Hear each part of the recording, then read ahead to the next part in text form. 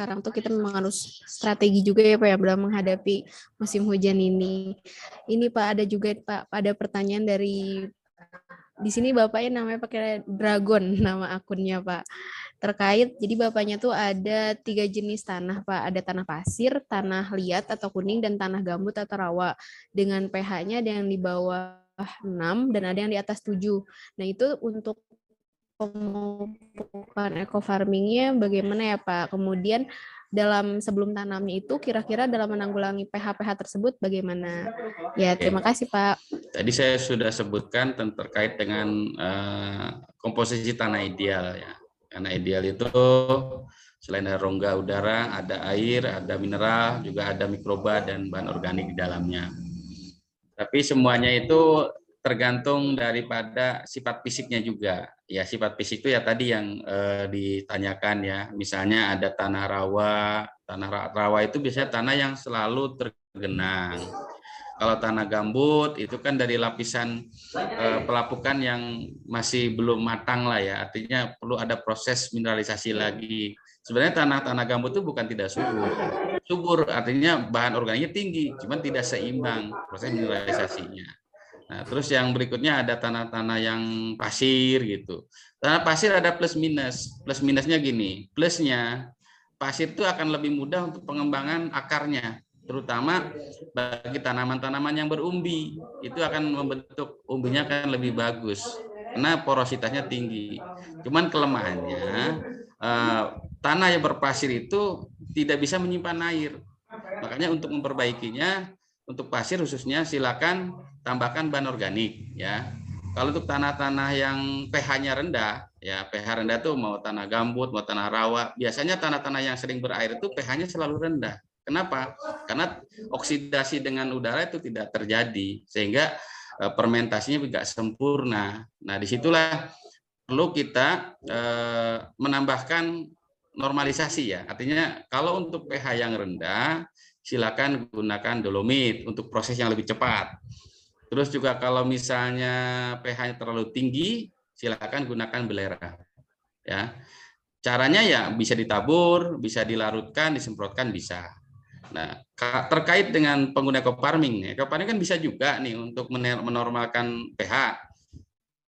Cuman ada dosis yang harus dihitung. Artinya berapa sih untuk tanah normal katakanlah 6 untuk padi ya misalnya.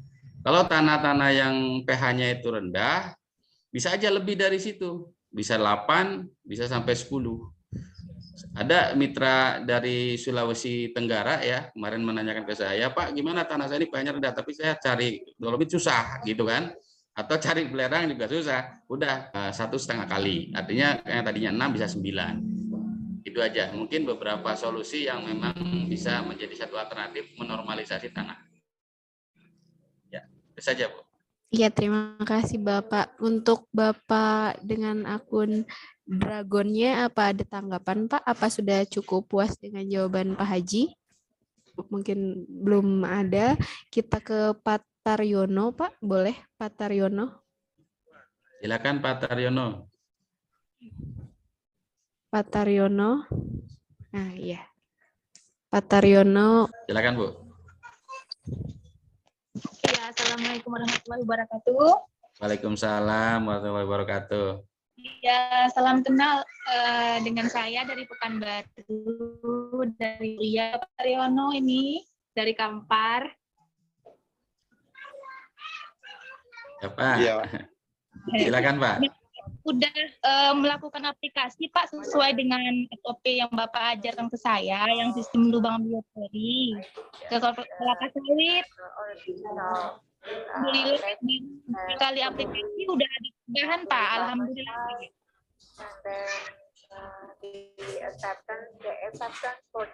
Jadi saya mau nanya nih Pak, untuk pertanyaan yang lain, dari camit saya ada petani jeruk gitu ya Pak ya, itu pohonnya busuk Pak, busuk karena katanya ada kotoran bebek gitu Pak. Nah kira-kira kalau tanamannya udah busuk gitu Pak, apa masih bisa diselamatkan dengan eco farming atau dibuat dari baru lagi gitu loh Pak? Itu saja mungkin Pak Munir, terima kasih.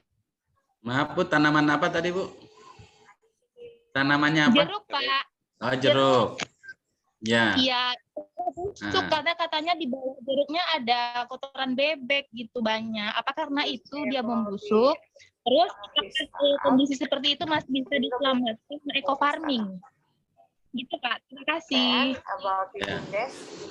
Jadi tanaman yang terkena hama ya mungkin atau kena penyakit ya memang dampaknya terjadi ya kalau untuk ke buah busuk gitu, ke daun juga bisa menjadi terganggu ya, jadi kuning gitu kan. Itu sebenarnya masuknya ke masalah hama Pak atau penyakit ya yang harus Bapak sikapi. Masalah kotoran bebek justru itu bagus. Jadi kotoran bebek, kotoran ayam itu ya, yang penting begini ya, ketika ada misalnya ya di situ ada banyak bebek atau banyak ayam ya di situ ya bebas lah ya. Nah, bisa disemprot aja Bu dengan eco farming kotorannya biar cepat terfermentasi. Soalnya kalau kotoran hewan ya yang langsung keluarlah dari hewannya itu terkadang kalau bercampur dengan ini bisa terjadi fermentasi. Nah, fermentasinya menimbulkan efek gas metan. Nah, itu yang perlu dihindari bahwa kotoran itu mesti kita fermentasi nantinya. Jadi jangan dibiarkan begitu saja. Jadi ketika ada kotoran yang ada di situ ya kita semprot aja kotorannya biar lebih menjadi pupuk lebih bagus lagi nanti. Nah, kalau masalah yang busuknya itu di tanaman ya itu berarti hama, Bu. Hama ya. Silakan tadi bisa menggunakan pestisida nabati, bisa menggunakan agen hayati. Ya kalau memang sudah terlalu parah ya, itu silakan menggunakan kimia, Bu ya. Karena semuanya itu kan proses untuk penyelamatan. Cuma saya anjurkan begini, ketika tanaman-tanaman jeruk itu belum semuanya terserang ya, baru beberapa bagian saja, itu amankan saja dulu, Bu. Jadi biar diambil ataupun dipindahkan jangan di situ. Kenapa? Itu bisa menular nantinya. Ya, khusus tanaman yang sedang terserang hama atau penyakit. Itu kalau hanya beberapa tanaman yang kena, artinya tidak semuanya ya, Bu. Kalau sudah semuanya berarti harus melakukan penyemprotan yang tadi saya katakan bisa dengan pestisida nabati, bisa dengan agen hayati atau bisa dengan pestisida kimia. Silakan. Yang penting kita harus tahu sasarannya penyakit atau hama. Gitu. Kalau hama berarti gunakanlah pestisida ya atau insektisida. Tapi kalau untuk penyakit ya silakan bisa menggunakan fungisida atau bakterisida ya. Itu saja. Terima kasih, Bu. Kak, satu lagi mau nanya. Masih bisa nanya, Pak? Ya. Besok saya mau mupuk di sayur kebun baru nih Pak, di Cambet yang lain. Beliau masalahnya itu ada pohon sayur pare, daunnya kuning semua Pak. Nah pertanyaan saya, farming untuk pertama kali, apakah 1 hektarnya dan itu kemana nanti? Tanah apa ke daunnya? Kalau sayur pare? Ke tanahnya dulu Bu. Ke tanahnya dulu Pak. aja. Pakai Ya. Biopori juga. Suaranya Aja Pak. Ya. Kurang ini Bu Sistem biopori suaranya. atau sistem biopori atau disiram aja nanti ke tanahnya Pak, bioporinya. Oh begitu. Bisa dengan cara disiram atau bisa dengan biopori Bu. Silakan mana yang Ibu pilih aja nggak masalah. Tapi kalau untuk tanaman yang sudah besar ya dianjurkan pakai biopori karena perakaranya sudah dalam. Biasanya begitu. Oke, terima kasih Pak. Ya sama-sama Bu. Iya, terima kasih kepada Pak Haji dan Ibu. Selanjutnya Pak, kita ke Bapak ya. Untuk Pak Holik dipersilahkan meng-unmute dulu suaranya. Ya ganti. Kenapa begini tadi? Oh, siapa ini? Belum, masih. Ya. Assalamualaikum Pak Haji. Waalaikumsalam Pak. Nah ini kebetulan saya langsung ada di lokasi.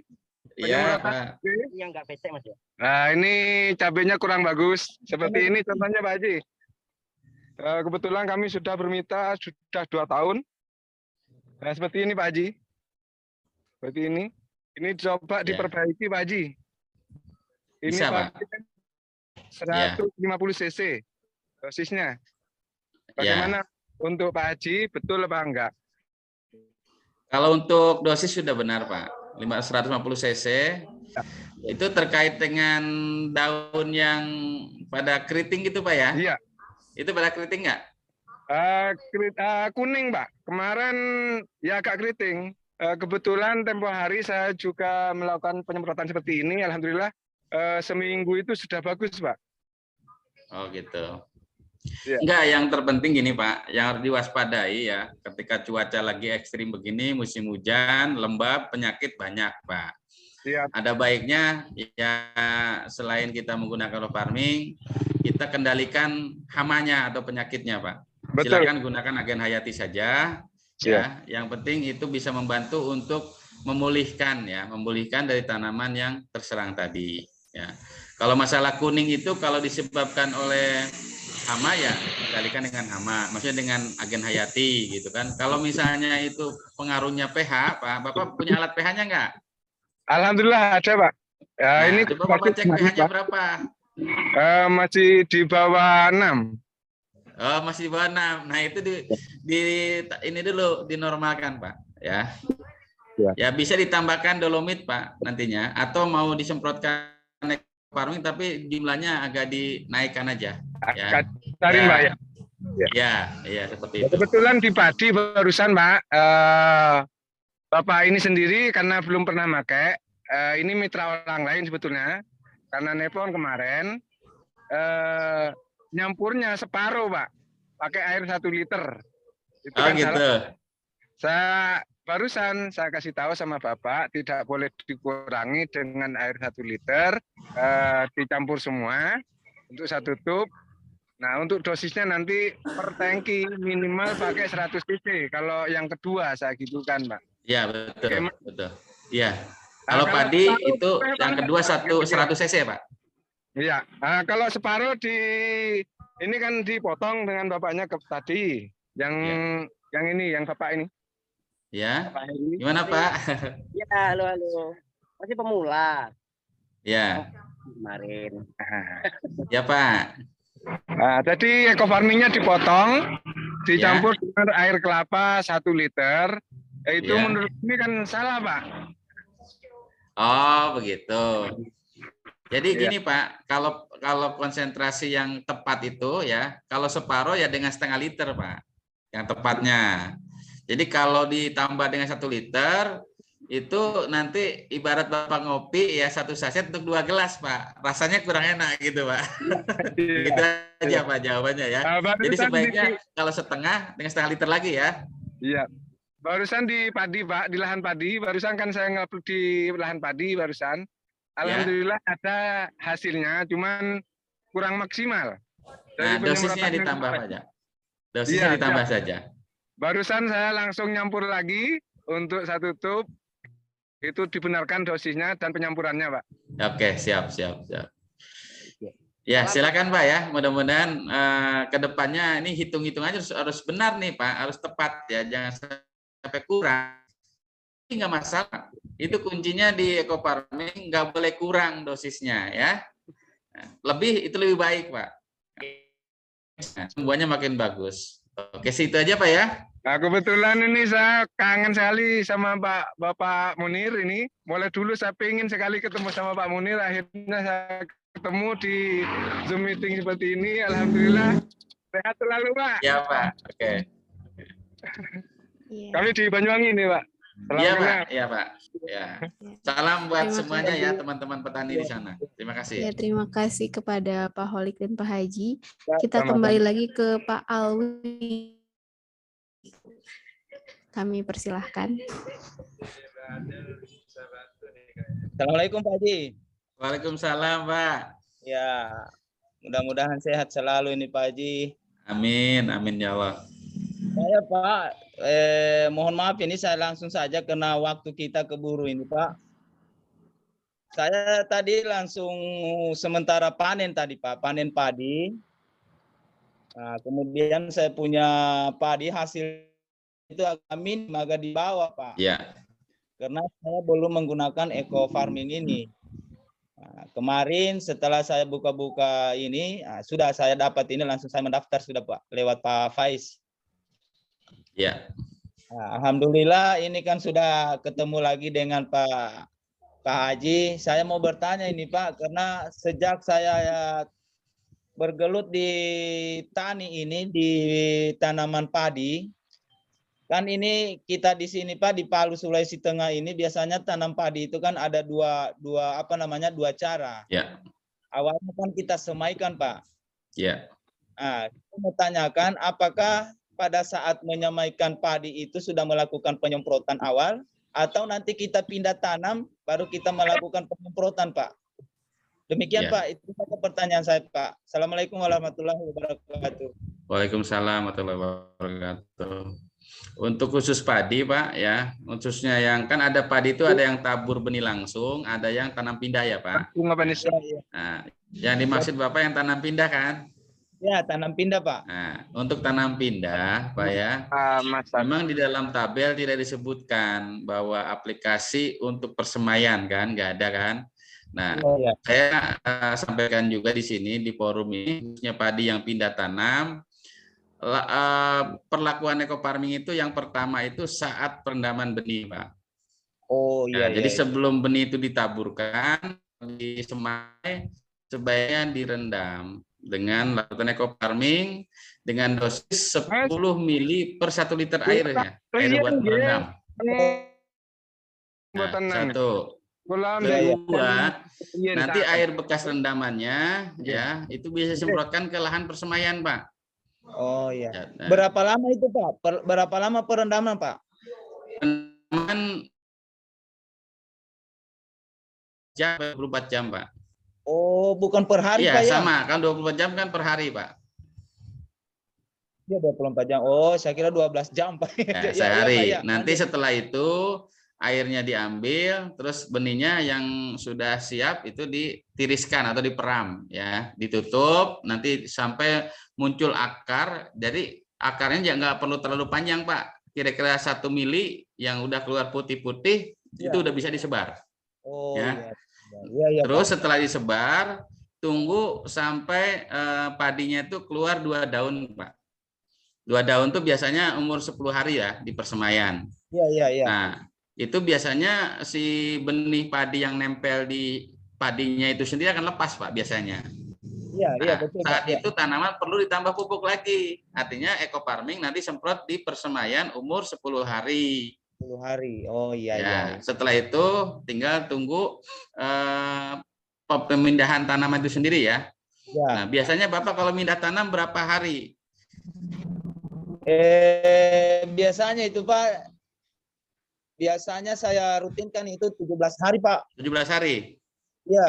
Ya, itu kategori bibit muda, Pak. Itu lebih bagus, Pak. Ya. Iya. Jadi itu udah tepat. Nah, tinggal nanti persiapan yang akan digunakan untuk tanamnya, artinya tanaman padi yang tadi dari persemaian dipindahkan ke lokasi tanah yang kita tanami. Nah, itu lahan yang akan kita mau tanami itu juga dilakukan aplikasi penyemprotan pemupukan dasar, Pak. Nah, itu kebutuhannya berapa? Itu per hektar 6 cub, Pak. Oh iya. Nah, pakai air kelapa saja, sebaiknya difermentasi 3 malam, lalu disemprotkan merata, Pak. Ya, merata itu begini. Biasa di Sulawesi itu untuk 1 hektar berapa tangki? Nah, itu perlu ditanyakan ke yang menyemprotnya. Kalau berarti yang 6 liter tadi larutan biang dibagi 10, Pak. Oh iya. Jadi per tangkinya 600 mili. Kalau misalnya tangkinya 12, ya bisa aja semprotannya 12 tangki nih.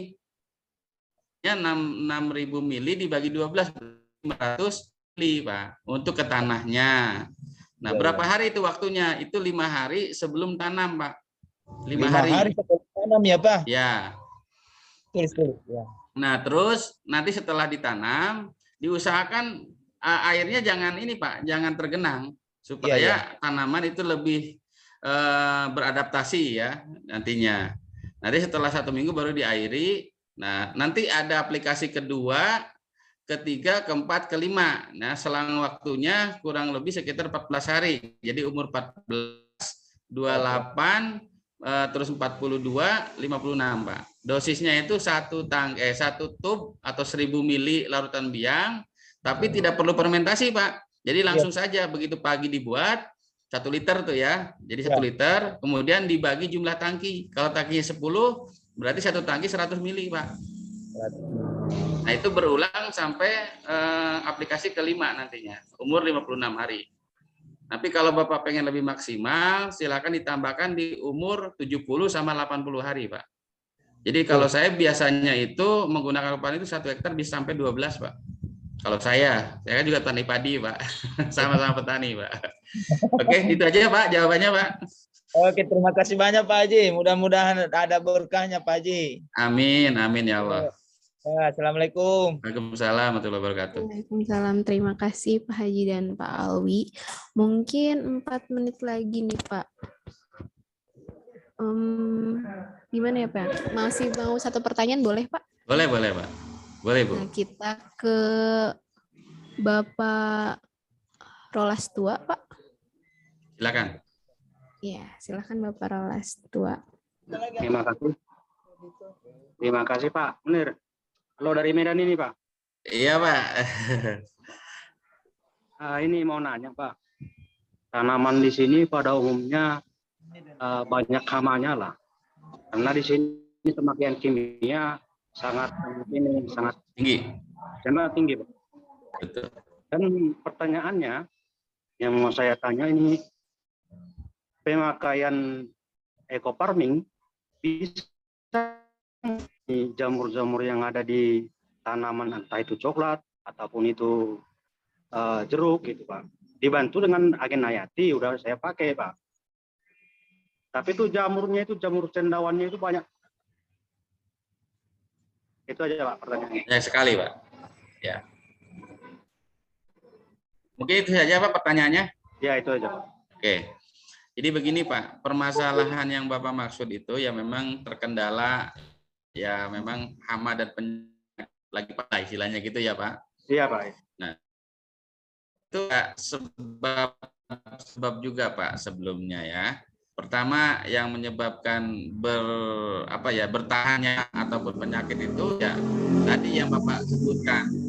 Artinya kalau misalnya petani terus menggunakan pupuk kimia itu melemahkan Pak, terus terang aja melemahkan daripada tanaman. Jadi batangnya atau mungkin dari ininya lebih lunak gitu, jadi lebih mudah disenangi oleh hama gitu. Saya punya pengalaman di tanaman padi itu justru dengan eco farming itu tanaman itu lebih sehat. Jadi di hama itu kalaupun memang ada ya tapi serangannya nggak terlalu parah gitu. Jadi lebih kuat lah ya Pak. Nah terus kedua ya masalah hama itu bisa dipengaruhi oleh cuaca Pak, terutama lembab ya. Musim hujan ini otomatis ini warning buat para petani. Kenapa? Karena di cuaca lembab ini penyakit menular itu lebih cepat Pak. Nah caranya yang secara teknis sebaiknya kalau kita mau tanam tanaman musiman, atur jarak tanam lebih renggang Pak. Jangan terlalu rapat, karena kalau terlalu rapat lembabnya makin tinggi Pak. Nah, kalau tanaman coklat misalnya ya, supaya menghindari kelembaban, silakan Bapak bisa pangkas Pak. Ya. Pangkas daun tuanya. Jadi supaya sinar matahari itu walaupun sebentar, tapi bisa menghangatkan suasana kelembaban dalam tanaman Pak. Ya, itu secara teknisnya sebenarnya penanganan hama atau penyakit, silakan Bapak gunakan seefektif dan seefisien mungkin sesuai sasaran hama itu sendiri. Artinya kalau kita mau menggunakan pestisida nabati, ya silakan Bapak bikin bahan-bahannya ya Pak, mulai dari tembakau ataupun kulit bawang merah, terus juga bisa dari buah bintaro. Intinya bahwa pestisida nabati itu yang pertama itu aromanya tidak disenangi oleh hama. Yang kedua bisa menimbulkan efek pahit ya. Kalau pahit itu nggak ada bedanya, hama pun nggak mau Pak. Kalau kita semprot misalnya. Terus juga rasa pedas Pak. Jadi cabai rawit atau cabai yang pedas sekali itu ada tuh namanya cabai apa istilahnya ya. Itu bisa dipakai buat mengendalikan hama ya. Iya, Pak. Nah, terakhir silakan kalau memang itu mau digunakan agen hayati. Agen hayati itu ada bersifat untuk jamur. Nah, Bapak kalau mau cari untuk pengendalian jamur, silakan cari agen hayati yang sifatnya biofungisida, Pak. Nah, biofungisida. Terus kalau untuk hama, silakan gunakan bioinsektisida atau bakterisida. Jadi itu ada, Pak. Silakan dengan cara-cara yang bijak. Kalau seandainya itu tetap masih bersarang terus ya, jamurnya nggak bisa tuntas, silakan gunakan pestisida kimia. Ya, banyak juga di pasaran seperti itu, Pak. Cuman untuk penggunaan pestisida kimia sebaiknya ada jeda waktu ya. Artinya Bapak hari ini semprot pestisida kimia nih, ya. Kita tunggu sampai 1 minggu, Pak. Baru kita aplikasi ekofarming, Pak. Ya. Itu saja, Pak. Mungkin jawabannya. Terima kasih, Pak. Sore. Ya, sama-sama, Pak. Pak Rolas. Ya, terima kasih kepada Pak Haji dan Pak Rolas. Waktu sudah menunjukkan jam 5 lebih ya, jadi kepada para Bapak Ibu yang bertanya, mohon maaf. Untuk hari ini mungkin pertanyaannya belum bisa tersampaikan langsung dulu di sesi webinar ini. Tapi tidak perlu khawatir. Jadi saya akan mengirimkan link. Link ini merupakan link channel YouTube-nya Pak Haji Mamunir. Dan Bapak Ibu bisa mempelajari banyak hal dari link YouTube Pak Haji Mamunir tersebut. Boleh Tolong langsung dikirimkan nomornya, Bu. Ya, jadi untuk link YouTube-nya ada di kolom chat, boleh dilihat langsung. Kalau untuk tampilannya seperti ini. Ya, muncul tampilan seperti ini. Di sini merupakan channel YouTube-nya Pak Haji. Di sini juga Bapak Ibu bisa melihat beberapa aplikasi eco farming di komoditas-komoditas tanaman. Jadi bisa langsung di YouTube channelnya. Selain itu, untuk pertanyaan-pertanyaan yang belum terjawab, boleh juga langsung ditanyakan ke CS Eco Farming. Untuk nomornya ada di 013 1158 8656, boleh langsung dituliskan. Nanti pertanyaan yang masuk seputar eco farming akan dijawab oleh para ahli tim agronomis dari eco farming, yang salah satunya merupakan Pak Haji Mamunir juga. Cuma mohon maaf untuk pertanyaannya tersebut mungkin nanti karena setiap harinya cukup banyak pertanyaan, akan dijawab dari bawah, dari yang penanya terlebih dahulu. Ya, untuk nomornya boleh di-save di 0813 1158 8656.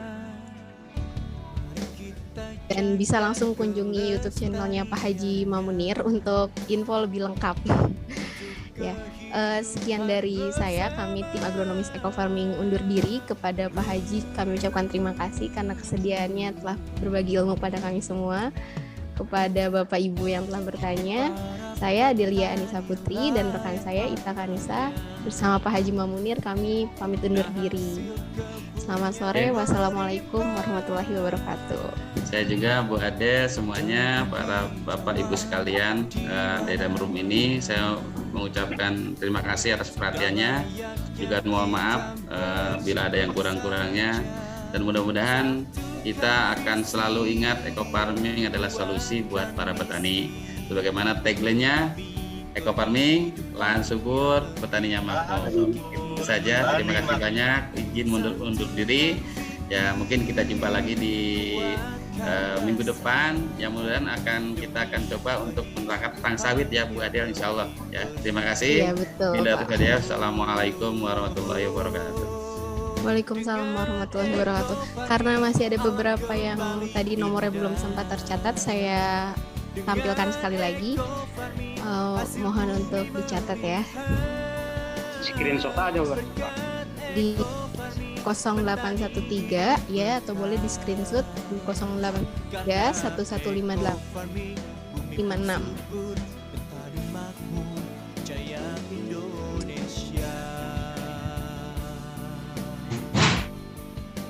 Ya, ini nomornya. Nanti pertanyaan yang belum terjawab boleh langsung dialihkan ke CS Eco Farming tersebut. Ya, mungkin sudah cukup ya. Sekian dari saya dan Pak Haji dan rekan saya Ita Kanisa. Kami ucapkan terima kasih. Terima kasih.